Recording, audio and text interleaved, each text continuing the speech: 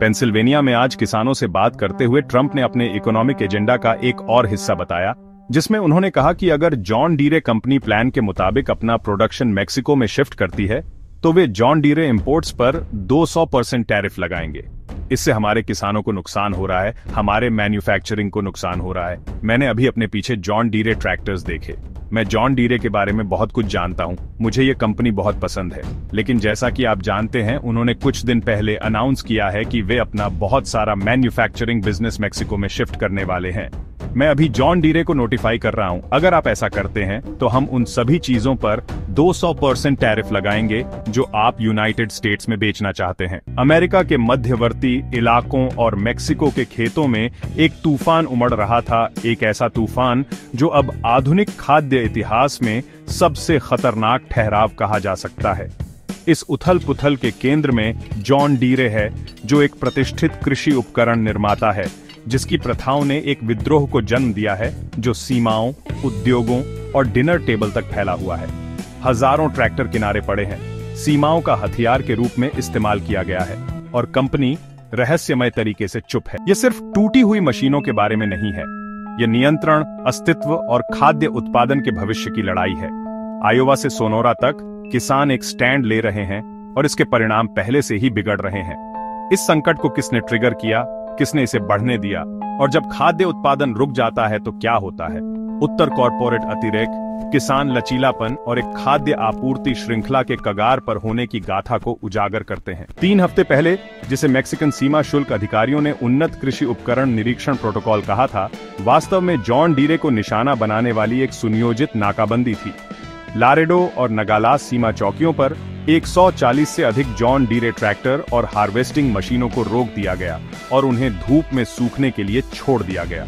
उसी समय केस आईएच और कुबोटा जैसे प्रतिस्पर्धियों को न्यूनतम देरी का सामना करना पड़ा।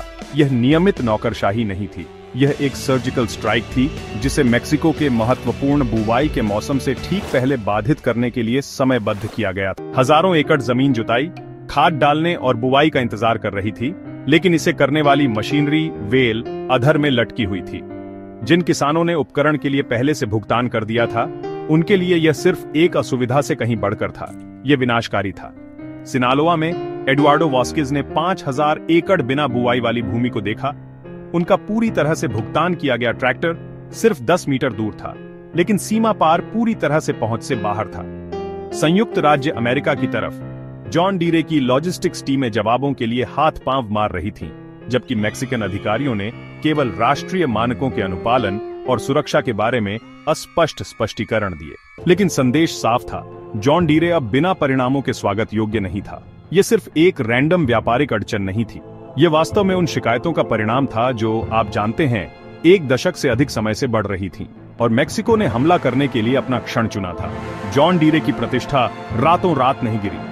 यह हर खराबी, हर लॉक की गई डायग्नोस्टिक स्क्रीन और हर अत्यधिक मरम्मत बिल के साथ कम होती गई। उसकी सबसे बड़ी चुनौती, जब उसके खेत के उपकरण खराब हो जाते हैं तो उन्हें खुद ठीक करने का अधिकार। ये एक ऐसी समस्या है जो हर तरह के इलेक्ट्रॉनिक उपकरण को प्रभावित कर रही है, आपकी वॉशिंग मशीन से लेकर आपकी कार तक, मेरे लिए मेरे कंबाइन और ट्रैक्टरों तक। विल्सन उन सैकड़ों किसानों में से हैं जिन पर जॉन डीरे के खिलाफ क्लास एक्शन मुकदमों में नाम दर्ज हैं। वे कंपनी पर आरोप लगा रहे हैं कि वह किसानों और आम मैकेनिकों को जॉन डीरे डीलरों के पास जाए बिना उपकरणों को ठीक करने से रोक रही है। उत्तरी अमेरिका के किसान लंबे समय से डीरे की उन्नत मशीनरी पर निर्भर रहे हैं, लेकिन वह चमक एक पट्टे के साथ आई थी। मालिकाना सॉफ्टवेयर ने ट्रांसमिशन से लेकर जीपीएस तक हर सिस्टम को लॉक कर दिया था, जिसके लिए मामूली मरम्मत के लिए भी अधिकृत तकनीशियनों की आवश्यकता होती थी। $50 का सेंसर अनलॉक करने में $500 लग सकते थे। साथ ही यात्रा और श्रम शुल्क में हजारों। दूर दराज के क्षेत्रों में देरी हफ्तों तक खींच जाती थी, जिससे मामूली खराबी विनाशकारी नुकसान में बदल जाती। फसलें मुरझा गईं, उपज कम हो गई और बिलों का ढेर लग गया। ग्रामीण मेक्सिको में इसका प्रभाव और भी गंभीर था। 5 वर्षों में 300 से अधिक खेत मरम्मत लागत और उपकरण के डाउनटाइम से जुड़े हुए थे। एक मामले में 120 मील की टो और एक लॉक की गई सॉफ्टवेयर स्क्रीन ने एक किसान को अपना पूरा सीजन गंवा दिया। किसान असहाय महसूस कर रहे थे, जिन्हें अत्यधिक काम वाले अत्यधिक कीमत वाले डीलरों के लिए इंतजार करने या अत्यधिक शुल्क का भुगतान करने के लिए मजबूर किया गया था। सबसे ज्यादा चुभने वाली बात सिर्फ लागत नहीं थी, यह स्वायत्तता का नुकसान था। किसान कुशल और साधन संपन्न अपने उपकरणों को ठीक करने से रोके गए थे, भले ही उनके पास पुर्जे और जानकारी हो। बाद में लीक हुए आंतरिक दस्तावेजों से पता चला कि यह कोई दुर्घटना नहीं थी। जॉन डीरे ने एक ऐसी प्रणाली बनाई थी जो मरम्मत से होने वाली आय को अधिकतम करने के लिए डिजाइन की गई थी, न कि अपटाइम को। कंपनी की पुर्जों और सेवाओं पर पकड़ एक जानबूझकर की गई रणनीति थी और किसान इसकी कीमत चुका रहे थे, शाब्दिक और लाक्षणिक दोनों तरह से। मैक्सिकन नाकाबंदी ने बाजारों में झटके भेजे। जिस दिन निरीक्षण शुरू हुए, जॉन डीरे के स्टॉक ने फ्लैट खोला, लेकिन दोपहर तक गिर गया। सप्ताह के अंत तक अपने बाजार मूल्य का 27% खो दिया। $14 बिलियन का नुकसान। यह कंपनी के 185 साल के इतिहास में सबसे तेज गिरावट थी। वॉल स्ट्रीट विश्लेषक हैरान थे। सीमा पर देरी अकेले इस गिरावट को नहीं समझा सकती थी। लेकिन यह सिर्फ लॉजिस्टिक्स का मुद्दा नहीं था, यह ईमानदारी से एक नाजुक व्यापार मॉडल का पर्दाफाश था। मेक्सिको डीरे की सालाना उपकरण बिक्री में $1 बिलियन से अधिक और पुर्जों और सेवा राजस्व में $2 बिलियन का योगदान देता है। हर दिन व्यवधान से लागतें बढ़ती गईं, वहन शुल्क, विलंब शुल्क और साल्टियो, मोलेन और वाटरलू में इन्वेंट्री बैकलॉग। जो कभी एक ताकत थी, सटीक विशेषज्ञता, वह एक दायित्व बन गई। मूडीज और S&P जैसी क्रेडिट एजेंसियों ने डीरे को नकारात्मक निगरानी में रखा, जिसमें बाजार एकाग्रता और संभावित राजनीतिक प्रतिक्रिया के प्रति उसके जोखिम का हवाला दिया गया। बॉन्ड फिसल गए, उधार लेने की लागत बढ़ गई और तरलता अनुमानों में भारी कमी आई। डीरे प्रति सप्ताह $370 मिलियन जला रहा था, एक ऐसा रक्तस्राव जिसे वह बर्दाश्त नहीं कर सकता था। निवेशकों को धोखा महसूस हुआ। एक कंपनी जिसने खुद को अपरिहार्य के रूप में स्थापित किया था, अब कमजोर के रूप में उजागर हुई थी। मरम्मत राजस्व पर इसकी निर्भरता कंसास के गेहूं उत्पादक माइकल पीटरसन जैसे किसानों के लिए एक घातक दोष साबित हो रही थी। जॉन डीरे के प्रति वफादारी 5 मिनट के डायग्नोस्टिक कोड को साफ करने के लिए $500 के एक ही बिल के साथ गायब हो गई। हरा और पीला लोगो, जो कभी विश्वसनीयता और गौरव का प्रतीक था, अब नियंत्रण और शोषण का प्रतिनिधित्व करता था। पीटरसन अकेले नहीं थे। नेब्रास्का में राज्य की सबसे बड़ी कृषि सहकारी समिति ने सभी डीरे खरीद को निलंबित कर दिया। $40 मिलियन को केस IH और न्यू हॉलैंड जैसे प्रतिस्पर्धियों को पुनर्निर्देशित किया। उनका बयान सीधा था, हम उन कंपनियों का समर्थन करते हैं जो किसानों का समर्थन करती हैं। अमेरिकन फार्म ब्यूरो फेडरेशन, जो 6 मिलियन परिवारों का प्रतिनिधित्व करता है, ने एक दुर्लभ फटकार जारी की, जिसमें वैश्विक मरम्मत कानूनों के अधिकार का आह्वान किया गया और मेक्सिको के रुख की प्रशंसा की गई। यह सिर्फ एक वित्तीय झटका नहीं था, यह एक प्रतीकात्मक आंत का पंच था। किसान, ब्रांड की आधारशिला दूर जा रहे थे। फॉरम डीरे सॉफ्टवेयर को बाईपास करने के लिए गाइड के साथ गुलजार थे और स्वतंत्र मरम्मत गठबंधन बने। एक पीढ़ी जिसने कभी जॉन डीरे की टोपियां पहनी थीं, अब प्रतिरोध को गले लगाती है। शुरुआती वसंत में 72 मिनेसोटा किसानों ने जॉन डीरे पर मरम्मत प्रतिबंधों का उल्लंघन करने और एकाधिकारवादी प्रथाओं में शामिल होने का आरोप लगाते हुए एक क्लास एक्शन मुकदमा दायर किया। शिकायत में आरोप लगाया गया कि डीरे के उपकरण स्वतंत्र मैकेनिकों द्वारा मरम्मत योग्य नहीं होने के लिए डिजाइन किए गए थे, जिससे किसानों को केवल डीलर मरम्मत के लिए मजबूर होना पड़ा। लेकिन आप जानते हैं, कई लोगों के लिए कानूनी लड़ाई बहुत धीमी थी। किसानों ने तकनीक का सहारा लिया, ऑनलाइन फोरम को विद्रोह के केंद्रों में बदल दिया।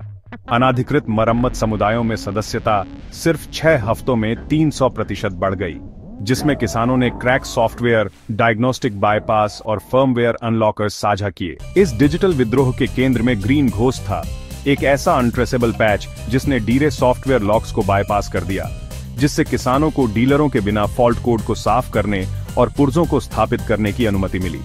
एक आयोवा किसान ने इसे डिजिटल लिबरेशन कहा। एक ग्रे मार्केट मरम्मत इकोसिस्टम उभरा, जिसमें पूर्व डीरे कर्मचारी गोपनीय सेवाएं दे रहे थे और पुर्जे आपूर्तिकर्ता सीधे किसानों को बेच रहे थे। जो निराशा के रूप में शुरू हुआ, वह आप जानते हैं, एक पूर्ण पैमाने पर प्रतिरोध आंदोलन बन गया। बम अंदर से आया। एक लीक हुए ड्रॉपबॉक्स लिंक ने 66 पन्नों के आंतरिक दस्तावेजों का खुलासा किया, जिसका शीर्षक था सेवा विशिष्टता के माध्यम से राजस्व वृद्धि। 2017 की स्लाइड्स में सॉफ्टवेयर लॉक और मालिकाना उपकरणों के माध्यम से मरम्मत पर एकाधिकार करने की एक जानबूझकर रणनीति का वर्णन किया गया था। पूर्व इंजीनियर थॉमस विल्सन ने उनकी प्रामाणिकता की पुष्टि करते हुए स्वीकार किया, हमने अप टाइम के लिए नहीं बनाया, हमने मार्जिन के लिए बनाया। $60 के हाइड्रोलिक सेंसर जैसी साधारण विफलताएं सिस्टम व्यापी शटडाउन को ट्रिगर करने के लिए प्रोग्राम की गई थीं, जिसके लिए महंगी डीलर हस्तक्षेप की आवश्यकता होती थी। आंतरिक ईमेल में उच्च तनाव वाले मौसमों के दौरान किसानों का शोषण करने पर चर्चा की गई थी, जिसमें एक कार्यकारी ने टिप्पणी की थी, अगर यह मई में विफल होता है तो वे जून तक भुगतान करेंगे। दस्तावेज जंगल की आग की तरह फैल गया, विश्वास को तोड़ दिया। किसानों ने खुद को ग्राहकों के रूप में नहीं बल्कि सुनियोजित शोषण के लक्ष्य के रूप में देखा। जैसे ही डीरे लड़खड़ाया, प्रतियोगियों ने हमला किया।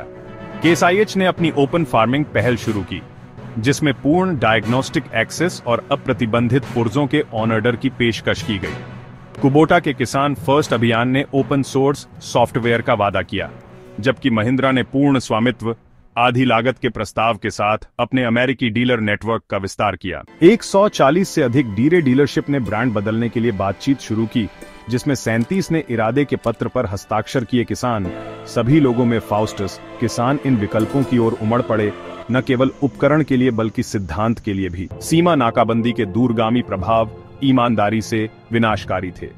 मेक्सिको में लगभग 1.7 मिलियन एकड़ जमीन बिना बुवाई के रह गई, जिससे टमाटर, मिर्च और एवोकाडो जैसी सर्दियों की सब्जियों की आपूर्ति खतरे में पड़ गई। इन फसलों के वायदा अनुबंध बढ़ गए और अमेरिकी खाद्य प्रोसेसर ने सामग्री की कमी की चेतावनी दी। मेक्सिको के निरीक्षण केवल मानकों के बारे में नहीं थे, वे ईमानदारी से मरम्मत नीतियों के अधिकार, एक क्षतिपूर्ति कोष, प्रौद्योगिकी हस्तांतरण और मरम्मत पुर्जों के मूल्य निर्धारण की निगरानी की मांग करने वाला एक अल्टीमेटम थे। लीक हुए राजनयिक केबलों ने डीरे की बाजार निर्भरता का फायदा उठाने के लिए एक सावधानी पूर्वक नियोजित रणनीति का खुलासा किया। यह सिर्फ खेती के बारे में नहीं है, यह अस्तित्व के बारे में है।